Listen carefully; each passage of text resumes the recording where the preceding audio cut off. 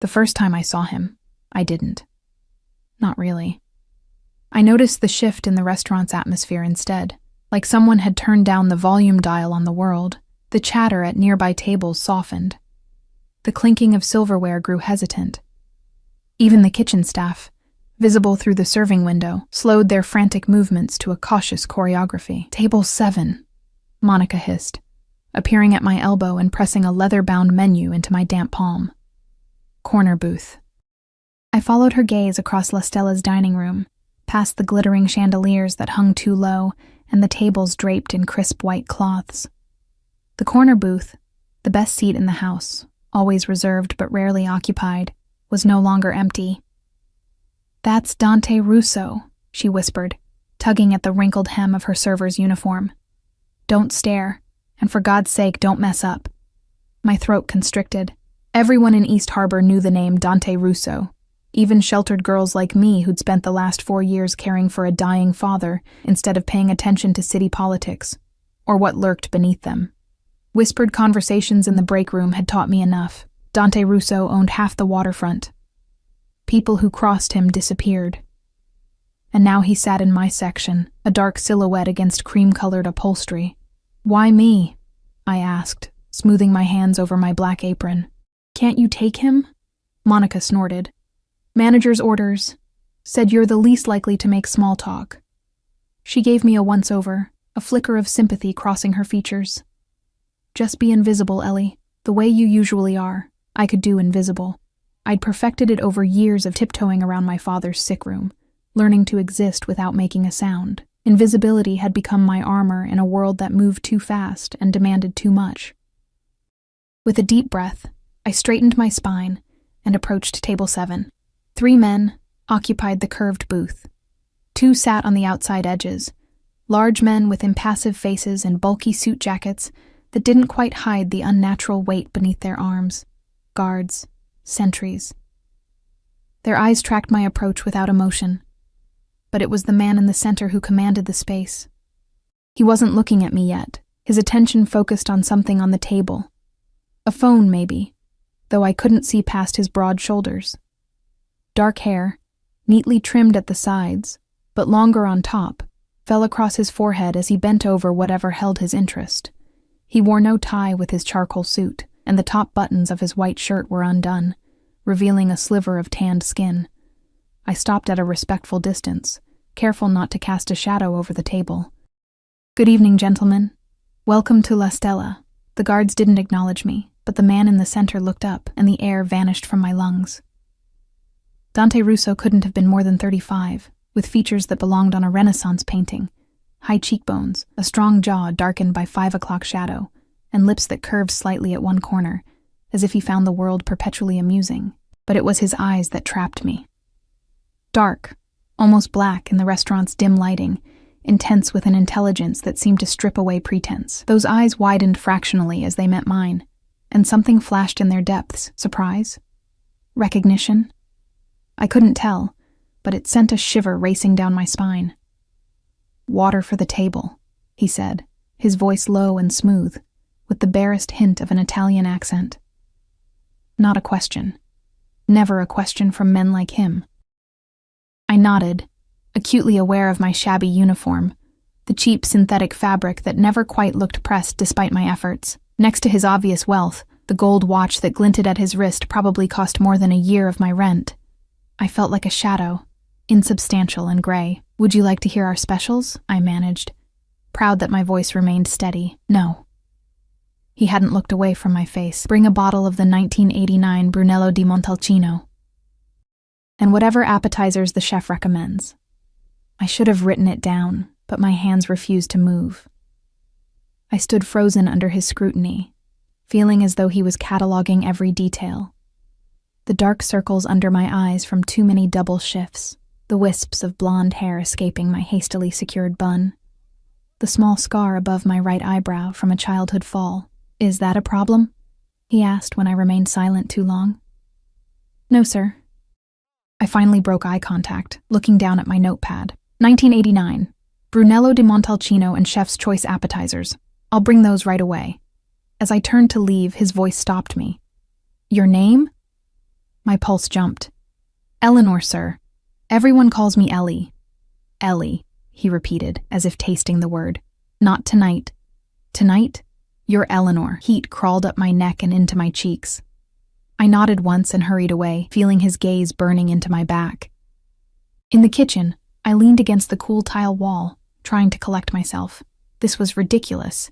He was just a customer, an important, dangerous customer, but still just a man wanting dinner. I'd serve him efficiently and invisibly, as Monica had instructed, and then he would leave, and my life would continue in its narrow, careful path. But when I returned with the wine, something had shifted. The bodyguards had moved to a separate table nearby, leaving Dante alone in the booth. As I set down the bottle, I noticed a small velvet box open on the table beside his hand. Inside gleamed a diamond ring, the stone so large it seemed obscene. "Do you think she'll like it?" he asked, catching me staring.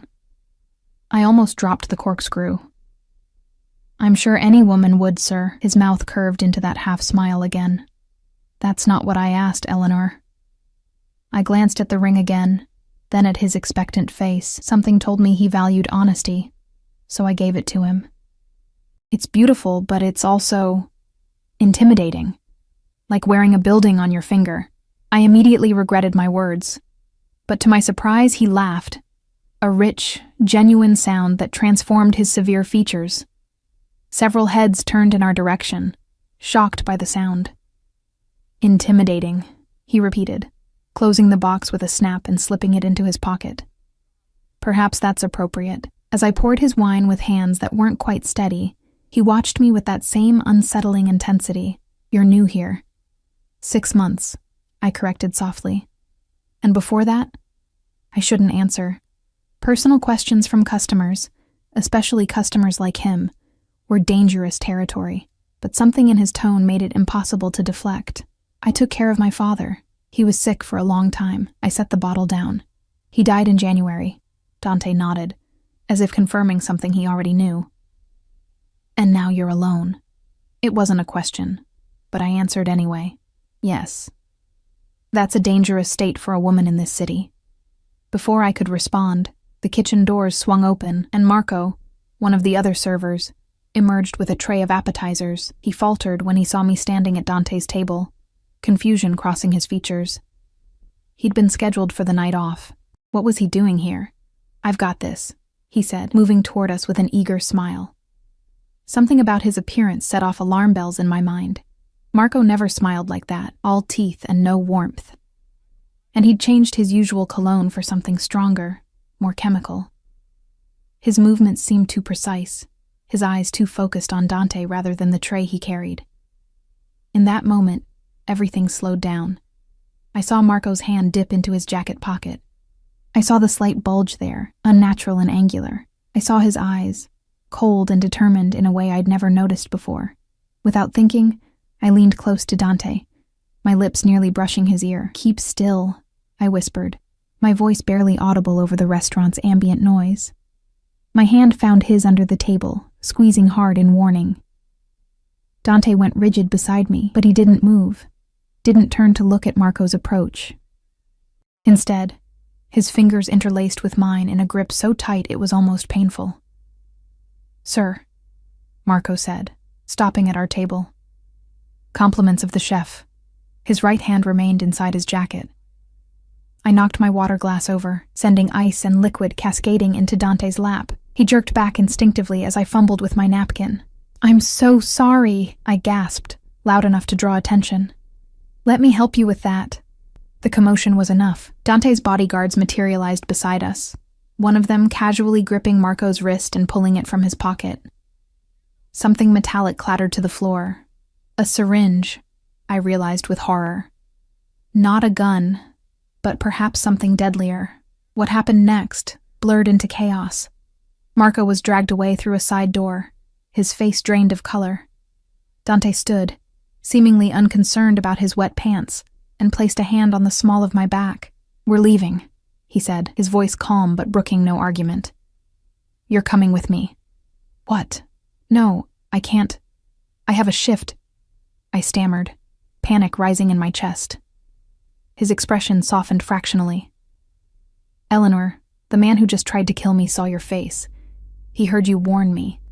How long do you think you'll last once his employers find out? The blood drained from my face as the implications set in. I'd acted on instinct, never considering the consequences. By saving Dante Russo, I had potentially signed my own death warrant. My apartment, my things, will be taken care of. His hand on my back guided me toward the exit. Right now, we need to move. Outside, a sleek black car idled at the curb, its engine a low purr in the autumn night. One of the bodyguards opened the rear door, and Dante ushered me inside before sliding in beside me. The interior smelled of expensive leather and his cologne, something woody and dark that made my head swim. As the car pulled away from the curb, I stared back at La Stella's illuminated entrance, watching my normal life recede into the distance. 6 hours into a Tuesday night shift, and I had somehow stumbled from invisibility into the orbit of the most dangerous man in East Harbor. Dante's hand found mine in the darkness of the back seat. "You saved my life," he said quietly. "Why?" I turned to look at him, this beautiful, lethal stranger who now controlled my fate. "I don't know," I answered honestly. "It just felt wrong." The way he looked at you. He studied me for a long moment, his thumb tracing small circles on the inside of my wrist. My pulse jumped beneath his touch. "Most people in this city would celebrate my death, Eleanor. Do you know who I am? What I do?" "I've heard things," I whispered. "And yet you warned me." His free hand came up to brush a strand of hair from my face, the gesture so gentle it made my breath catch. "I think fate has delivered you to me for a reason." As the car accelerated into the night, carrying me away from everything familiar, I couldn't help but wonder if I had escaped one danger, only to fall into something far more consuming. In Dante Russo's world, salvation and captivity might prove to be the same thing. Dawn broke through unfamiliar curtains, casting ribbons of pale gold across a bed that wasn't mine. I blinked awake slowly, disoriented by the silken sheets and the vast expanse of mattress surrounding me. For a moment, I couldn't remember where I was or how I'd gotten there. Then the previous night came rushing back. Marco's cold eyes, the syringe clattering to the floor, Dante Russo's hand on my back guiding me to his car. I sat up, clutching the sheets to my chest, though I was still fully dressed in yesterday's uniform, minus my shoes and apron. The bedroom around me was spacious but surprisingly understated. Cream walls, dark wooden furniture, and large windows overlooking a slice of ocean in the distance. No personal photographs, no clutter. It could have been a high-end hotel suite, but for the faint scent of sandalwood and citrus that seemed embedded in the pillowcase, Dante's scent. A soft knock at the door made me jump. "Miss Eleanor?" A woman's voice, accented and professional. "Mr. Russo asked me to check if you're awake." "May I come in?" "Yes," I called, my own voice sounding foreign to my ears. The door opened to reveal a petite woman with steel-gray hair pulled into a tight bun. She wore a simple black dress with a white collar, like a modern interpretation of a housekeeper's uniform. Her eyes swept over me with practiced efficiency. "I am Mrs. Vega," she said, her tone clipped but not unkind. "Mr. Russo has arranged clothing for you. When you're ready, breakfast is served on the terrace. The bathroom is through there." She gestured to a door I hadn't noticed. "You'll find everything you need." Before I could form a response, she crossed to a closet and pulled out a garment bag, laying it carefully across the foot of the bed. "Mr. Russo will join you in 1 hour. Please make yourself comfortable until then." With that, she exited, leaving me alone again with the garment bag and 1,000 questions. The bathroom was larger than my entire apartment, all marble and glass with a shower big enough for 4 people. I stood under the hot spray for long minutes, trying to make sense of my new reality. By warning Dante, I had saved him from whatever Marco had planned, but I had also entangled myself in something dangerous and unknown. There would be consequences. There were always consequences. Inside the garment bag, I found a simple but elegant sundress in pale blue, along with underwear that still had price tags attached. My cheeks burned when I saw the designer label and the 4-digit price. The tags on the underwear told a similar story. Who had selected these items? Dante himself? The thought made my stomach flutter with an emotion I couldn't identify. I dressed quickly, surprised by how perfectly everything fit. The mirror reflected a stranger, a young woman in expensive clothes with freshly washed hair and wide, uncertain eyes. I looked both more and less like myself. Following Mrs. Vega's directions, I made my way through the house, a sprawling oceanfront property with floor-to-ceiling windows and minimalist decor. Armed men stood at various points, their presence both reassuring and terrifying. They nodded respectfully as I passed, but their eyes tracked my movements with calculated vigilance. The terrace overlooked a private beach, the morning sun glinting off the water. A table had been set with an array of breakfast foods, fresh fruit, pastries, a silver carafe of what smelled like coffee. I hesitated at the threshold, suddenly overwhelmed by the strangeness of it all. "You look lovely in that color." I turned to find Dante watching me from the doorway. He'd changed since last night, now dressed in tailored dark jeans and a light gray button-down shirt with the sleeves rolled to his elbows, revealing strong forearms and the edge of what looked like a tattoo disappearing beneath the fabric. Despite the casual attire, he radiated authority. A predator at rest, but no less dangerous. "Thank you for the clothes," I said, crossing my arms over my chest self-consciously. "And for the room, but I need to know what's happening. Why am I here? When can I go home?" His expression softened as he moved toward me. "You're afraid. That's understandable." He pulled out a chair at the table and gestured for me to sit. "Please eat something. We have much to discuss." I sat cautiously, watching as he took the seat across from me and poured coffee into 2 porcelain cups. His movements were precise, controlled. The sunlight caught the angles of his face, illuminating features that seemed carved from marble. "Your apartment has been searched," he said without preamble, sliding a cup toward me. "My men found surveillance equipment installed in the walls. Someone has been watching you for weeks, possibly months." The coffee cup rattled against the saucer as I set it down. "What? Why would anyone—" "To get to me." He leaned forward, those dark eyes intent on mine. "Last night wasn't random, Eleanor. Marco was sent by my enemies, who somehow knew I would be at La Stella. They placed him there months ago, waiting for an opportunity. But I don't understand. What do I have to do with any of this?" Dante's jaw tightened. "That's what I've been trying to determine. The fact that they were watching you suggests they believed you could be useful to them in some way?" A chill ran through me despite the morning warmth. "I've never met you before last night. I don't know anything about your business or your enemies." "No," he agreed, studying me over the rim of his cup. "But your father did." The world seemed to tilt beneath me. My father? He was a high school history teacher before he got sick. Among other things, Dante set down his cup with deliberate care. "Vincent Gray worked for me for many years, Eleanor. He was one of my most trusted advisors until his illness forced his retirement." I shook my head, rejecting his words. "That's not possible. My father was a good man. He taught teenagers about the Civil War in ancient Rome. He grew tomatoes in our backyard." "All true," Dante acknowledged. "Vincent compartmentalized his life perfectly. That's what made him so valuable, his ability to move between worlds without contamination. His moral compass remained intact despite the company he kept." Memories flashed through my mind, unexplained late nights when I was a child, hushed phone calls, occasional meetings with stern-faced men who showed my father unusual deference. I had attributed it all to school board politics or teacher union business. How naive I'd been. "What did he do for you?" I asked, my voice barely audible. Dante considered me for a long moment before answering. He managed certain financial arrangements, legitimate investments, properties, charitable foundations. He helped build the legal facade that protects my other interests. My father, the quiet academic I'd admired my whole life, had worked for the mob, had laundered money, or whatever euphemism they used for making criminal enterprises appear legitimate. The knowledge felt like a betrayal, a posthumous rewriting of everything I thought I knew about him. "Vincent never wanted you involved," Dante continued, his voice gentler now. "When he fell ill, he came to me one last time, asking for my word that you would be protected, kept separate from our world, and yet here I am," I said bitterly. "Here you are." He reached across the table, his fingers brushing mine, "because someone wants to use you against me. someone who knew about Vincent's connection to my organization and assumed his daughter might make a useful pawn.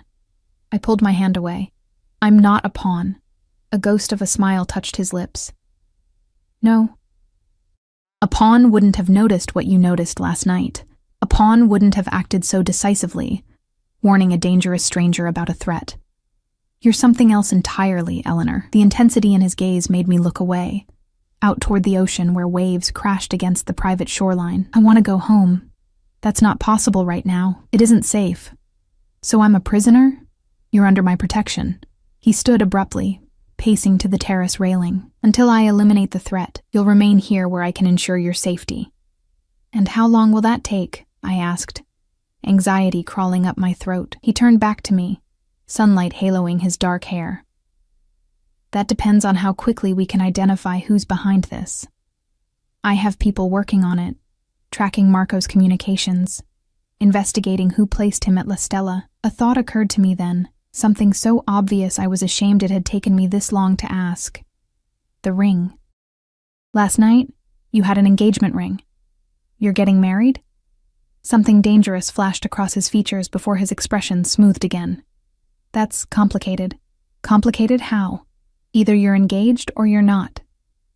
He returned to the table, leaning forward with his palms flat against the surface. In my world, Eleanor, marriages are often strategic alliances rather than love matches. The Vasiliev family controls the port operations I need to expand my shipping interests. Their daughter comes with access to those resources. The casual way he spoke of marriage, of a woman, as a business transaction made my skin crawl. So you were going to propose to someone you don't love for business reasons? I was considering it, he corrected. Now those considerations have become more complex. Because of me? The question slipped out before I could stop it. His eyes darkened. Because someone tried to kill me before I could make the proposal. Because that someone might be connected to the Vasiliev family themselves. And yes, because of you. A door opened behind us, and one of Dante's bodyguards, the same hulking man from the restaurant, stepped onto the terrace. Boss, Vasiliev is on the line. Says it's urgent. Dante straightened, all trace of softness vanishing from his demeanor. I'll take it in my office. Have someone bring Miss Gray anything she needs. He turned back to me. We'll continue this discussion later. Please don't leave the house. The grounds are secure, but the security system only extends to the property line. With that, he was gone, leaving me alone with my cooling coffee and the weight of revelations I couldn't process. My father had been a criminal. I was being watched. And now I was essentially a captive in a mobster's beachfront mansion, caught in the crossfire of a power struggle I didn't understand. I spent the morning exploring the parts of the house that weren't obviously off-limits. The library drew me in, wall-to-wall bookshelves filled with an eclectic mix of classics, history, and modern literature. Many of the books showed signs of having been read repeatedly, their spines cracked, pages dog-eared. I wondered if they belonged to Dante, or if this had been someone else's sanctuary before he acquired the property. In a glass-fronted cabinet, a collection of framed photographs caught my eye. Most featured the same dark-haired woman in different stages of life. As a young bride, holding a baby, standing beside a teenage boy who had Dante's eyes. His mother, I realized. The boy must be Dante himself, decades younger but with the same watchful intensity. He was 15 there, a voice said from behind me. I turned to find Mrs. Vega arranging fresh flowers in a vase near the doorway. She nodded toward the photograph I'd been studying. The day before his father was killed.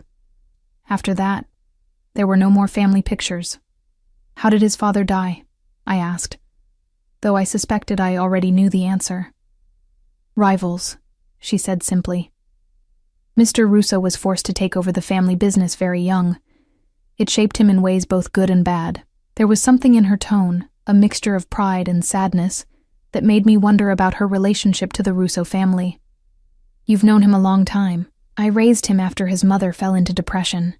She finished with the flowers and turned to face me fully, which is why I feel I can tell you this. Be careful with his heart, Miss Gray. It may seem impenetrable, but that's only because it's been broken before. Before I could respond to this unexpected warning, the library door opened again, and Dante himself appeared, his expression thunderous. His eyes darted between Mrs. Vega and me. "Elena," he said, his voice deceptively calm. "I need a moment with Miss Gray." Mrs. Vega nodded and slipped from the room without another word. As the door closed behind her, Dante stalked toward me, his movements reminding me of a caged panther I'd once seen at the zoo. Power constrained, but barely. "Did you know Marco before last night?" he demanded without preamble. I blinked in surprise. "Only as a co-worker. We were on opposite shifts most of the time." "Did he ever express interest in you? Ask personal questions? Offer to drive you home?" "No, nothing like that. We barely spoke." I set down the photograph I'd been holding. "What's happened?" Dante ran a hand through his hair, disrupting its perfect arrangement. "Marco is dead." Before my men could question him properly, he bit down on a cyanide capsule hidden in his tooth. Professional job. Horror washed through me. "Oh my God." He had your address written on a slip of paper in his wallet, along with the words, "Gray's daughter." Dante's eyes bored into mine. "I need to know if you're holding anything back, Eleanor. For both our sakes." "I'm not," I insisted, indignation cutting through my shock. "Until last night, I thought my father was just a teacher. I had no idea he worked for you, or that anyone would care who his daughter was." Dante studied me for a long moment, then seemed to come to a decision. He closed the distance between us, his hands coming up to frame my face. The touch was gentle but insistent, forcing me to meet his gaze. "I believe you," he said softly, "but someone wants me to think otherwise. Someone is trying to drive a wedge between us before we've even had a chance to." He trailed off, his thumbs brushing my cheekbones in small, distracting circles. "A chance to what?" I whispered, suddenly aware of how close we were standing, of the warmth radiating from his body. Instead of answering, he leaned down and pressed his lips to mine. The kiss was brief but devastating. A claiming, a promise, a warning all at once. When he pulled away, his eyes had darkened to obsidian. "I've had men watching you for months," he confessed, his hands still cradling my face. "After your father died. Not because I didn't trust you, but because I promised him I would keep you safe. I've seen how hard you work, how you struggle to make ends meet, how you fade into the background, trying not to be noticed." Ooh, my heart pounded against my ribs like a trapped bird. "You've been spying on me?" "Protecting you," he corrected. "Though clearly not well enough. If others managed to bug your apartment without my people noticing. I should have been furious, should have pushed him away. Instead, I found myself swaying toward him, drawn by something I couldn't name. What happens now?" His expression hardened with determination. "Now, I keep you closer than ever. No one touches what's mine, Eleanor, and whether you've realized it yet or not, you became mine the moment you whispered in my ear." For 3 days, I existed in a strange limbo within Dante's fortress by the sea. By unspoken agreement, we didn't discuss the kiss in the library or his possessive declaration that followed. Instead, a careful dance emerged between us, proximity without intimacy, connection without acknowledgement. Dante worked from home, converting a section of the sprawling mansion into an impromptu command center. Men in suits came and went at all hours, their hushed conversations falling silent whenever I entered a room. I caught fragments nonetheless, names I didn't recognize, locations throughout the city, and once, the chilling phrase, "clean it up completely." On the 4th morning, I stood on the balcony of my bedroom, watching the sunrise paint the ocean in shades of pink and gold. Despite the beauty around me and the undeniable luxury of my temporary prison, restlessness gnawed at me. I needed answers. About my father, about Marco, about the danger that had upended my life. A soft knock at the door interrupted my thoughts. "Come in," I called, expecting Mrs. Vega with breakfast. Instead, Dante appeared, looking unusually casual in black track pants and a fitted gray t-shirt that revealed the muscular contours of his arms. A thin sheen of sweat glistened on his forehead, suggesting he'd been exercising. "Good morning," he said, joining me at the balcony railing. "Sleep well?" I nodded, suddenly conscious of my thin nightgown and tangled hair. "Well enough." He smiled, the expression transforming his severe features into something almost boyish. Liar. You were pacing until after midnight. I could hear you through the floor. Heat crept into my cheeks. His bedroom must be directly below mine. A thought both unsettling and thrilling. I have a lot on my mind. I know. He turned to face the ocean, his profile sharp against the morning light. That's why I'm here. Get dressed. I want to show you something. Curiosity overrode my hesitation. What is it? Your father's legacy. He glanced at me, his expression unreadable. 15 minutes? I agreed, and he left me to prepare. In the massive closet attached to my room, I found more clothing that hadn't been there the day before. Jeans, t-shirts, sweaters, all in my size and in colors I would have chosen myself. The casual items were a welcome change from the dresses and skirts that had comprised my wardrobe so far. Dressed in jeans and a simple blue sweater, I found Dante waiting in the foyer. He'd changed as well, into dark jeans and a black button-down shirt. A leather jacket hung over his arm, and keys dangled from his fingers. No bodyguards today? I asked, noticing the absence of his usual shadows. Something like mischief flickered across his features. Just driver and security in a follow car. Sometimes I need space to breathe. He held up the keys. Besides, I rarely get to drive myself anymore. The garage beneath the house contained a collection of vehicles that would have made a museum curator weep. Vintage sports cars, alongside modern luxury sedans, each more expensive than the last. Dante led me to a sleek black Porsche nestled between two larger SUVs. Your chariot, he said, opening the passenger door with a flourish. The interior smelled of leather and Dante's cologne, enveloping me as I slid into the low seat. He joined me a moment later, starting the engine with a throaty rumble that vibrated through the car's frame. Where are we going? I asked, as we emerged from the underground garage into the bright morning sunlight. Dante navigated the winding coastal road with practiced ease, one hand resting loosely on the steering wheel. Your father owned property in Mount Cedar. Did you know that? I frowned. Mount Cedar was an exclusive enclave in the hills overlooking East Harbor, home to the city's elite. That's impossible. We lived in a rented duplex my whole life. Dad was always careful with money, especially after my mother died. Vincent was careful with appearances, Dante corrected. The modest lifestyle, the rented home, all part of maintaining his separation between worlds. But he was well compensated for his work with me. The implications staggered me. All those years of pinching pennies, taking on extra tutoring jobs to make ends meet, worrying about medical bills during my father's illness. Had it all been an elaborate charade? Why would he live like that if he had money? I asked, my voice tight with confusion and the first stirrings of anger. Dante's eyes remained on the winding road ahead. Protection. For both of you. Wealth attracts attention. And attention was the last thing Vincent wanted for his daughter. We drove in silence after that, climbing higher into the hills until the city spread out below us, a sprawling patchwork of buildings with the harbor gleaming in the distance. Finally, Dante turned down a private road partially hidden by mature oak trees. A wrought iron gate stood open, leading to a circular driveway that curved around a central fountain. The house beyond wasn't what I expected.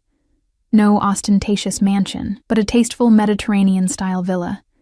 2 stories of warm stucco with terracotta roof tiles and climbing bougainvillea framing the entryway. It looked peaceful, welcoming. This is it? I asked as Dante parked in front of the main entrance. He nodded, studying my reaction. Your father purchased it almost 20 years ago after your mother died.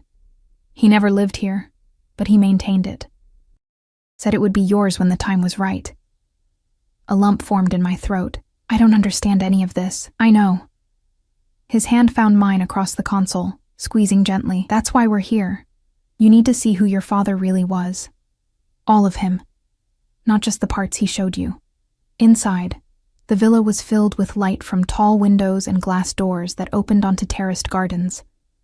The furnishings were simple, but elegant, clearly chosen with care. What struck me most, however, were the bookshelves, entire walls lined with volumes, many of which I recognized from my father's collection in our modest home. He brought books here regularly, Dante explained, watching me run my fingers over the familiar spines. Added to the library whenever he acquired something new. It was his way of making this place ready for you, I think. In the study, a large desk dominated the space, its surface bare except for a single wooden box. Dante crossed to it, lifting the lid to reveal a leather-bound journal and a sealed envelope with my name written in my father's neat script. "I found these after he died," Dante said, his voice uncharacteristically soft. "Vincent asked me to bring you here when you were ready to learn the truth. I thought I'd have more time to prepare you." With trembling hands, I took the letter, breaking the seal to reveal several pages of handwritten text. My father's words leapt from the page in a voice so familiar it made my chest ache. "My dearest Ellie, if you're reading this, then I am gone. And Dante has judged it necessary for you to know the truth I've kept from you all these years. I hope you can forgive me for the secrets and the lies. Everything I did, every choice I made, was to protect you and give you the chance at a life uncomplicated by the world I inhabited. Yes, I taught history to teenagers. Yes, I grew tomatoes. But I also managed investments and properties for Dante Russo and his organization. I laundered money, created paper trails, established legitimate businesses to conceal illegitimate earnings. I did this knowingly, with open eyes. It began before you were born, when your mother and I were young and desperate. Medical school had left us drowning in debt, and then came her diagnosis: cancer, aggressive and expensive to treat. Dante's father offered me a way out, money for her treatments in exchange for my financial expertise. By the time I realized the full extent of what I was involved in, I was in too deep to extricate myself. After your mother died, I considered running, taking you far away from East Harbor and the Russo family. But Dante had just lost his own father, and in our shared grief, I saw something in him worth believing in. A young man thrust into power who needed guidance to wield it with some measure of restraint and wisdom. Over the years, I like to think I helped steer him toward choices that minimized bloodshed and harm, that built something with at least a veneer of legitimacy. I cannot claim clean hands, but I can say I tried to be a moderating influence. The villa you now stand in represents my hope for your future. A fresh start, free from financial worry, in a place no one associates with Vincent Gray, high school teacher. The accounts linked to this property contain enough money to support you comfortably for many years, or to fund whatever dreams you wish to pursue far from East Harbor. I ask only one thing: be careful with Dante Russo. He is both better and worse than his reputation suggests, capable of terrible violence, but also of surprising tenderness. He has honored his promise to keep you separate from his world while I lived. If you are reading this now, circumstances have forced his hand. Trust your instincts, my brave girl. They have always been your greatest strength. All my love, Dad. I lowered the letter, tears blurring my vision. Dante stood by the window, his back to me, giving me the privacy to absorb my father's words. "He thought he was protecting me," I said finally, my voice breaking on the last word. Dante turned, his expression somber. He was. Vincent was the closest thing to a father I had after my own was killed. His only condition for continuing to work with me was your safety and separation from our world. And now that separation is gone. I folded the letter carefully, sliding it back into its envelope. "What happens to me now, Dante?" He crossed the room slowly, his movements measured as if approaching a frightened animal. "That depends on what you want, Eleanor. This house is yours. The accounts your father established are considerable, enough for you to disappear. Start fresh somewhere far from East Harbor and the complications of my life." "Is that what you want me to do?" I asked, searching his face for some hint of his thoughts. His jaw tightened. "What I want?" He stopped, seeming to wrestle with himself. "What I want doesn't matter. Your father entrusted your safety to me, and I've already failed by allowing others to target you. The smartest thing would be for you to take the money and go. But that's not what you're going to suggest." A rueful smile touched his lips. "No. Because I'm selfish, Eleanor. Because in less than a week, you've become important to me."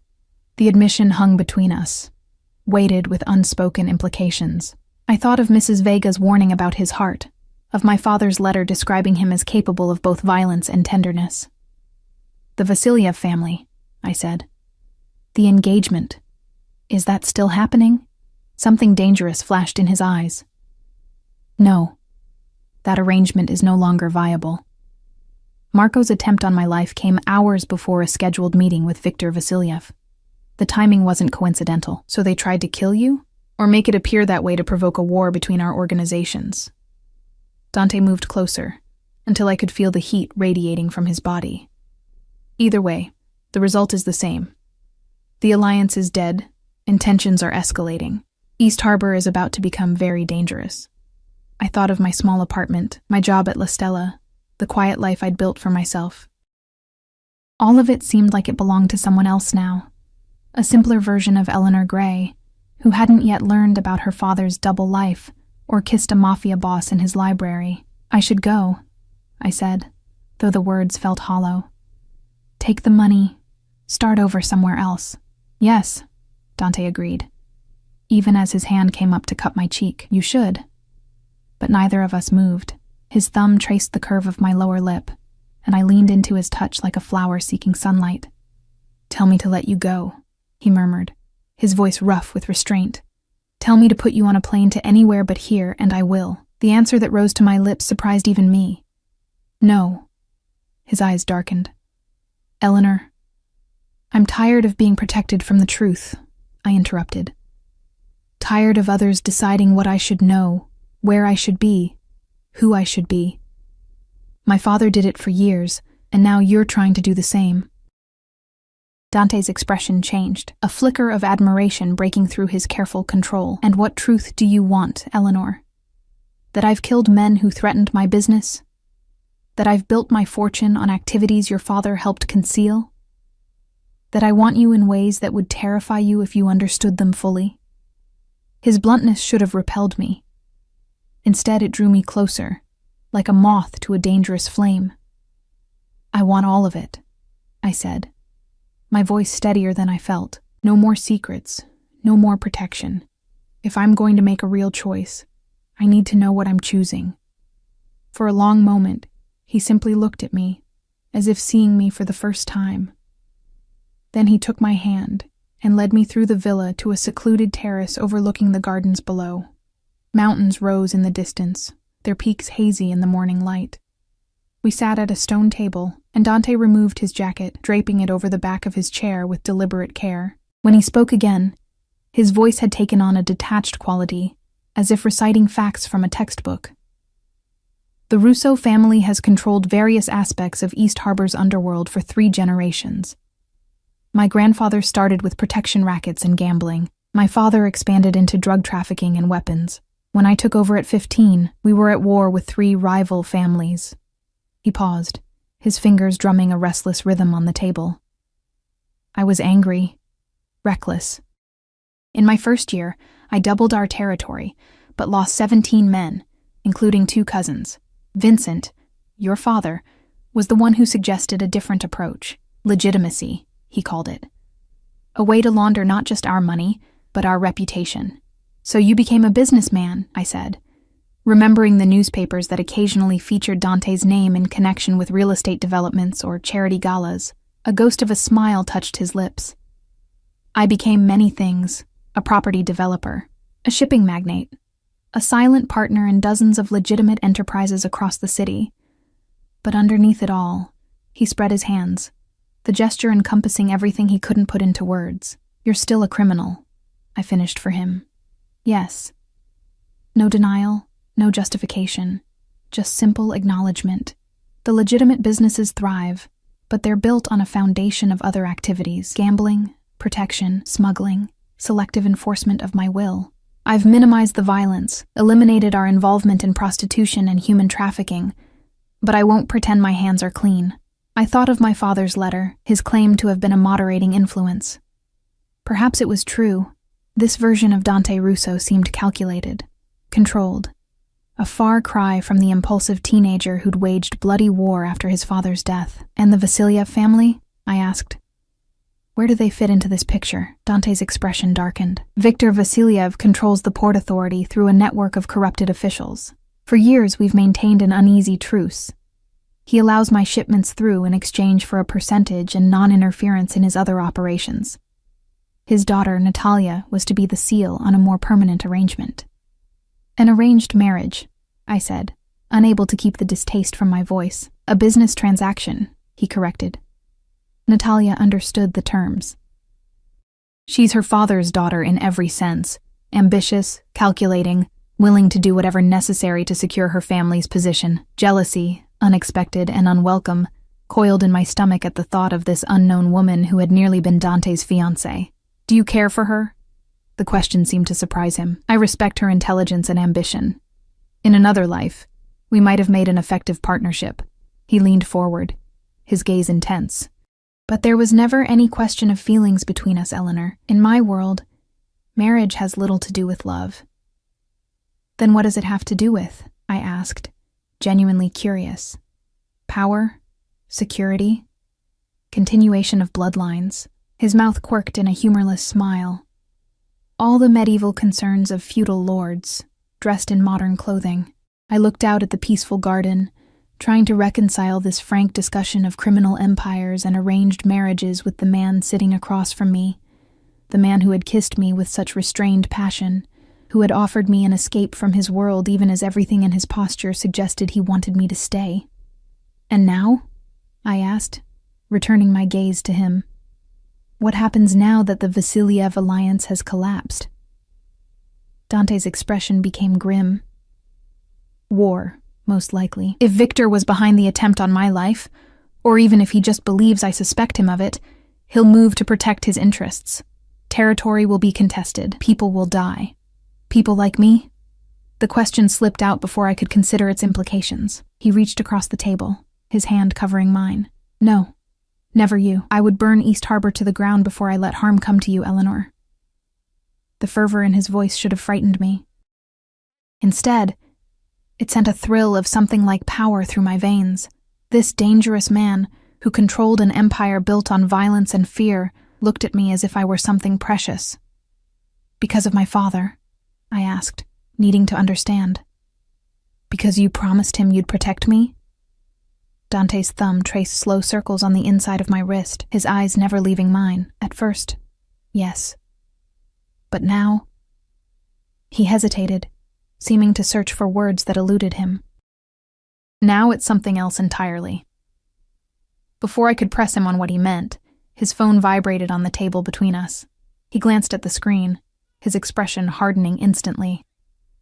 We need to go, he said, rising from his chair. That was my security team. There's been an incident at the house. Fear clutched at my throat. What kind of incident?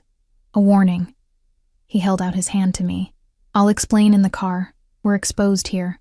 The drive back to Dante's seaside mansion was tense, the Porsche eating up the coastal road at speeds that should have terrified me.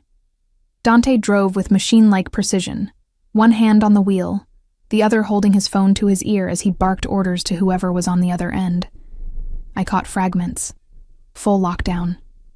Sweep the perimeter. Move them to the safe house. Each phrase ratcheting up my anxiety until I felt I might shatter from the tension. When he finally ended the call, I turned to him. Tell me what's happening.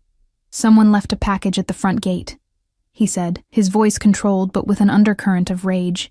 A box containing Marco's severed fingers and a note. Bile rose in my throat. Oh, God. What did the note say? Dante's knuckles whitened on the steering wheel. The daughter pays for the father's debts. It was addressed to you, Eleanor. The world seemed to tilt sideways. My father's debts? What could that possibly mean? Vincent Gray had been many things. A teacher, a money launderer for the mob, but all evidence suggested he'd been loyal to Dante until the end. I don't understand, I whispered. My father served you faithfully. You said so yourself. He did. Dante's jaw was tight, a muscle jumping beneath his skin. Which means either someone believes otherwise, or they're using your connection to him as a pretext to get to me. We rounded a curve, and Dante's beachfront property came into view. Even from a distance, I could see the increased security, armed men patrolling the perimeter, vehicles blocking the main gate. What now? I asked as we approached. Now I keep you safe while I find whoever sent that message and make them regret the day they were born." The cold certainty in his voice sent a shiver down my spine. This was the Dante Russo that East Harbor feared, the ruthless enforcer beneath the businessman's polished exterior. He pulled the car into a side entrance I hadn't noticed before, a narrow drive that led to a concealed garage separate from the main house. Inside, Mrs. Vega waited, her normally calm demeanor replaced by grim efficiency. "Everything is prepared," she told Dante as we exited the car. "The helicopter will be ready in 20 minutes. My heart skipped. Helicopter? Dante's hand settled on the small of my back, guiding me toward an elevator hidden in the garage wall. "You're going to my property in the mountains. It's more secure, more isolated. Elena will accompany you." "And you?" I asked, already knowing the answer from the hard set of his features. "I'm staying to deal with this." The elevator doors opened, and he ushered me inside, following with Mrs. Vega. "I can't protect you properly if I'm looking over my shoulder, wondering where the next attack will come from." Panic flared in my chest. "You're sending me away? After everything you just told me about wanting me to stay?" The elevator ascended rapidly, depositing us in what appeared to be a secure room filled with monitors showing different parts of the property. 2 men in tactical gear stood at attention, nodding respectfully to Dante before exiting through a heavy metal door. "I'm sending you somewhere safe while I eliminate the threat," Dante corrected, his tone gentler now that we were alone except for Mrs. Vega, who busied herself at a computer terminal. "It's temporary, Eleanor. A few days, a week at most. And if something happens to you while I'm gone?" The possibility opened a void inside me that I wasn't prepared to examine too closely. Something flickered in his eyes, surprise, perhaps, at my concern. "I've survived worse than Victor Vasilyev's tantrums. I'll find you when it's done." Mrs. Vega approached, holding a small duffel bag. "I've packed essentials for Miss Gray. The helicopter will land on the north pad in 12 minutes. Dante nodded. "Thank you, Elena. Give us a moment." With a knowing look between us, Mrs. Vega retreated to the far side of the room, providing an illusion of privacy. Dante took my hands in his thumbs brushing over my knuckles in a gesture that was becoming familiar. "I need you to trust me," he said, his voice low and urgent. "Everything I'm doing is to protect you." "I know," I admitted. And I did know somehow, despite the madness of the past week.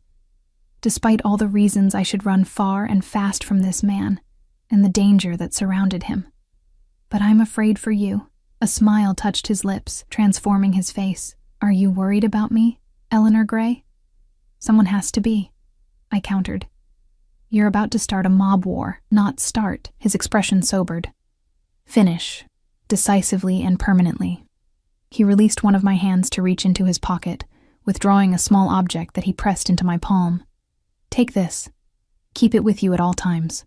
I looked down to find a delicate gold locket on a fine chain. "What is this?" "It belonged to my mother." His fingers closed mine around it. "Inside is a tracking device.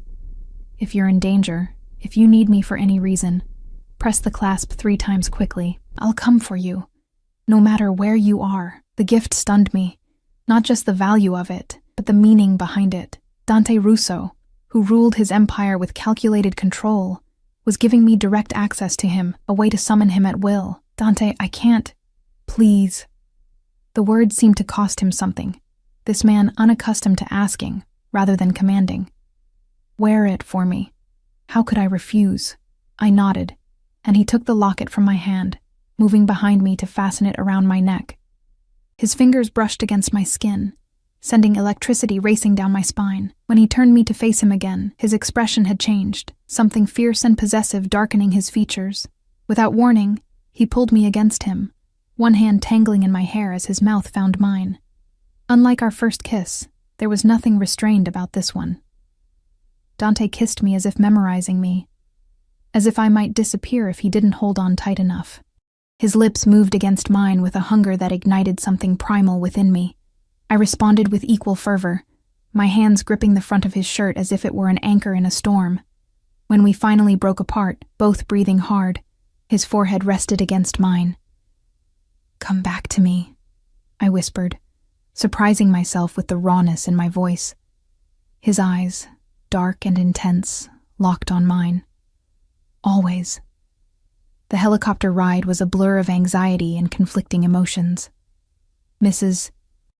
Vega, Elena, as she insisted I call her now, sat beside me in the sleek black aircraft, her weathered hand occasionally patting mine when the turbulence grew rough.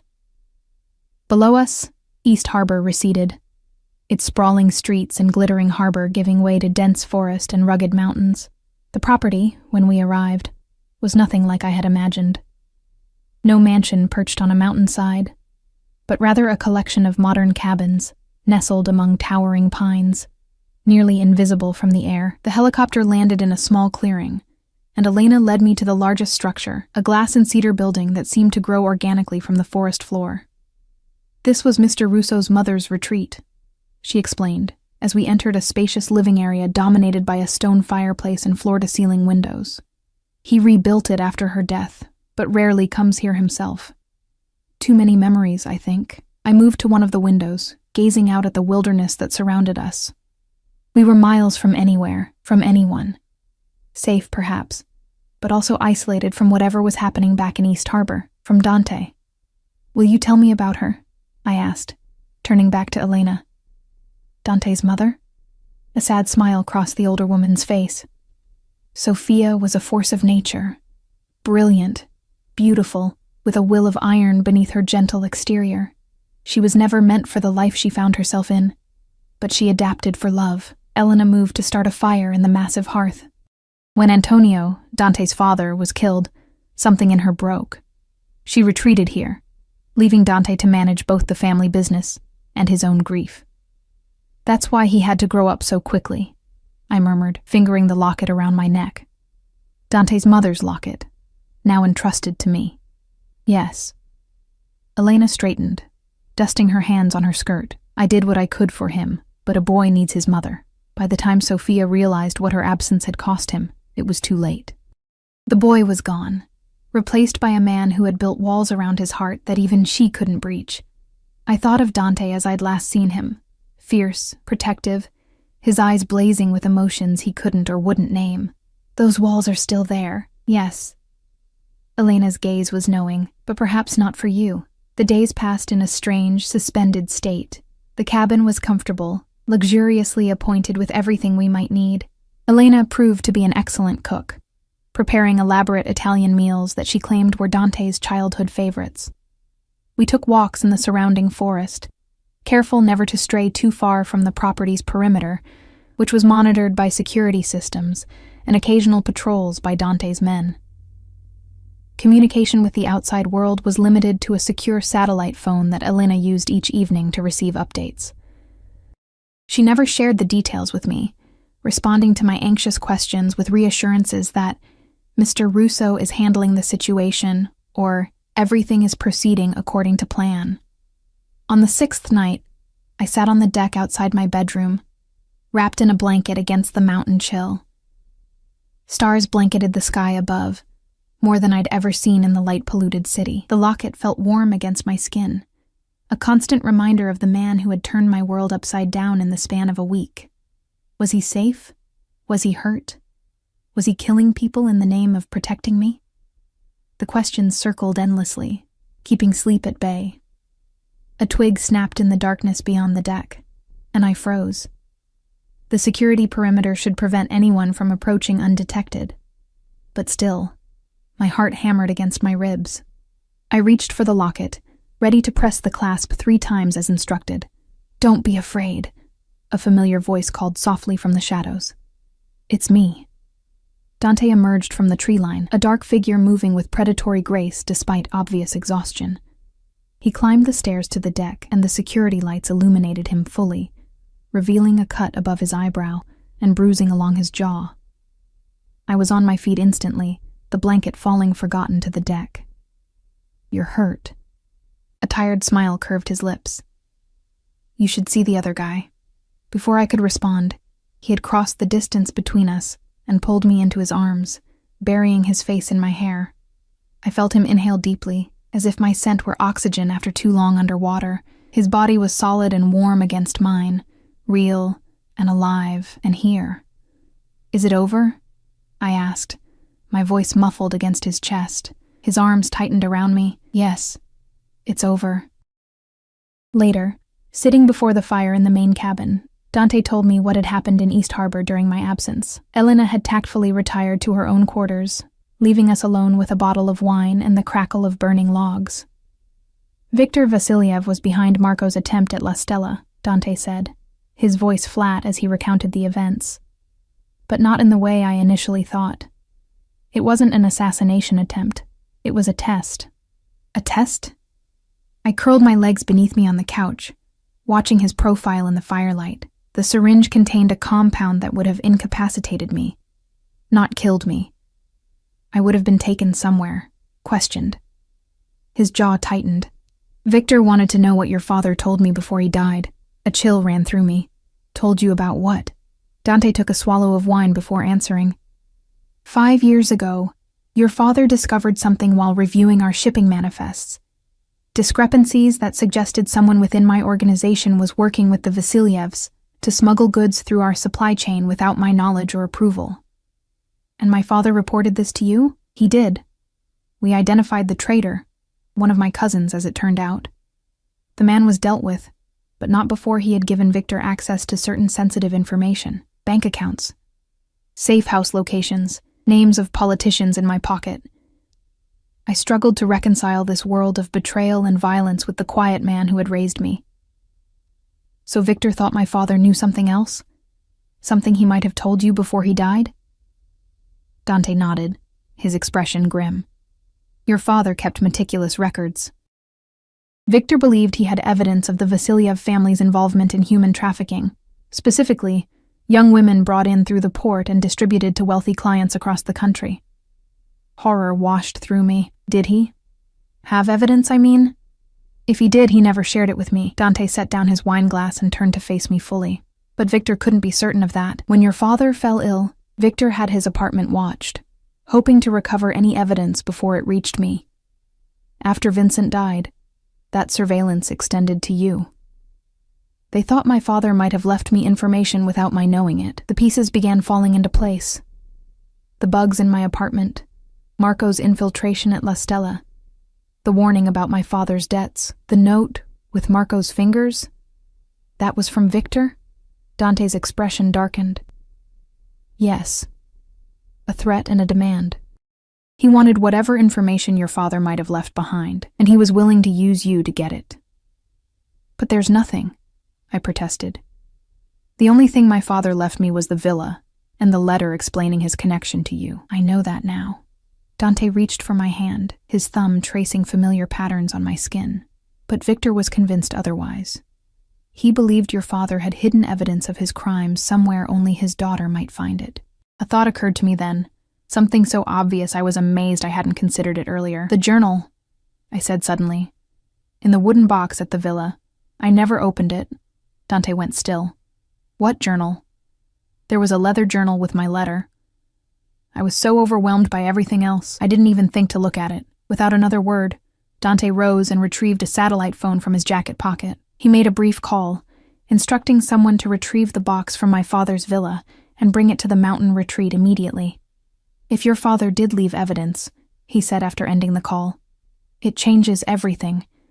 Victor Vasiliev is currently contained. But with proof of human trafficking, I could destroy him completely, legally, through channels that would leave my own operations untouched.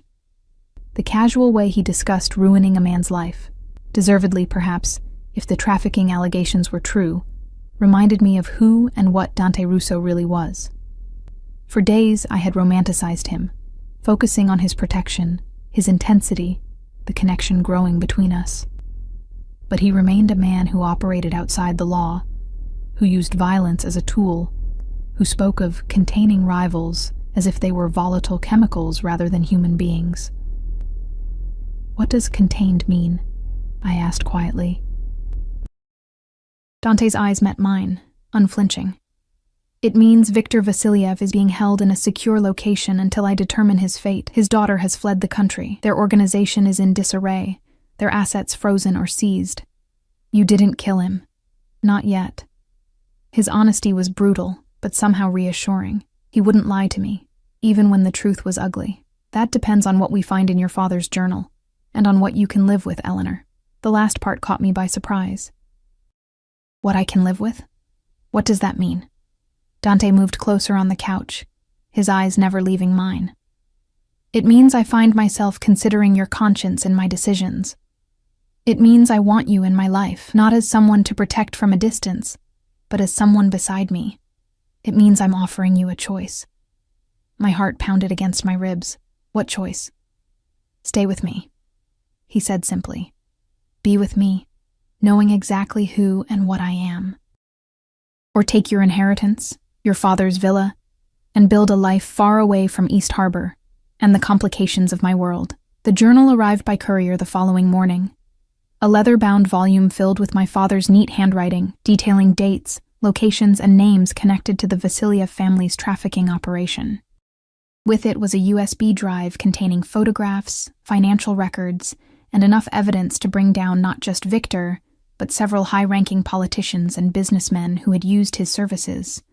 Dante made more calls, set more plans in motion. The evidence would go to specific federal agents my father had identified as uncorrupted. Viktor Vasiliev would face justice through legal channels, his empire dismantled systematically.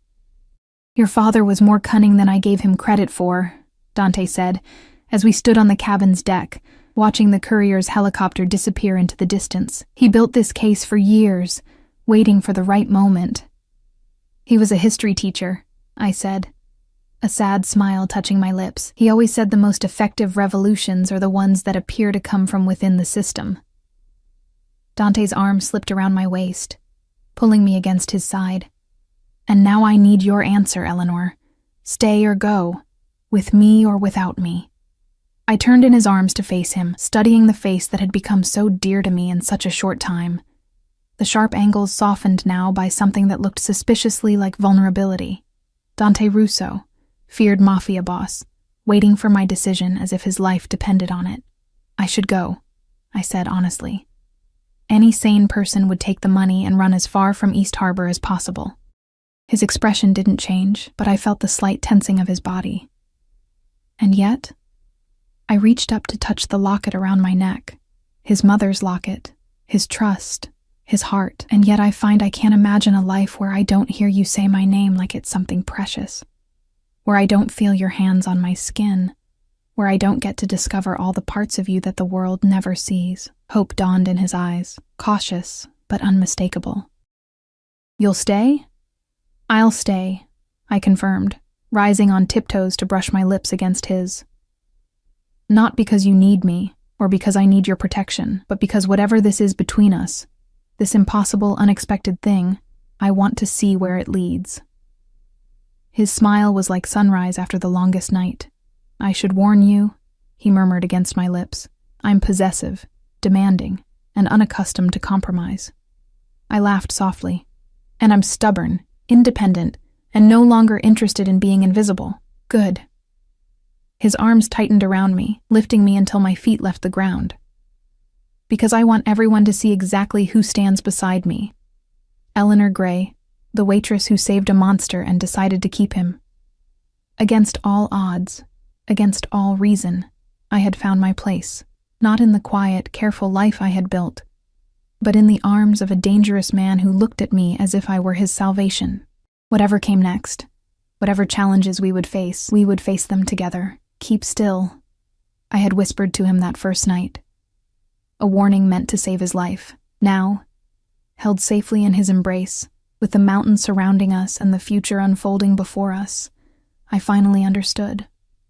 Sometimes the most dangerous choices lead to the most unexpected happiness.